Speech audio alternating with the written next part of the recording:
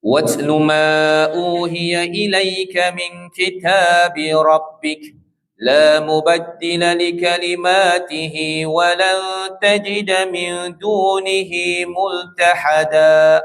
Dan tilawahlah dan bacalah apa yang diwahyukan kepadamu daripada kitab Tuhanmu. Okey, itu jawapan pertama, tuan-tuan.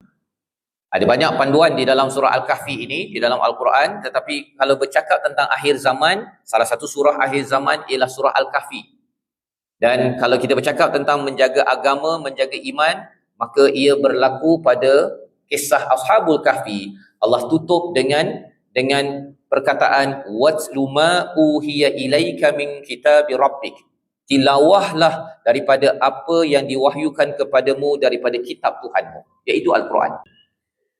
Jadi kalau kita ingin menjaga agama kita, kalau kita nak pastikan agama kita tidak diselewengkan, ya, kita dengar penceramah ke, ataupun kita dengar orang cakap lah apa itu ini dan sebagainya, kita baca dekat media sosial, kalau kita nak jaga agama kita terpelihara, tidak dicampur adukkan, maka Allah kata sila tilawah apa yang telah diwahyukan kepadamu daripada kitab Allah, iaitu Al-Quran. Setiap hari kena belajar ataupun kena baca Al-Quran, tilawah. Apa maksud tilawah?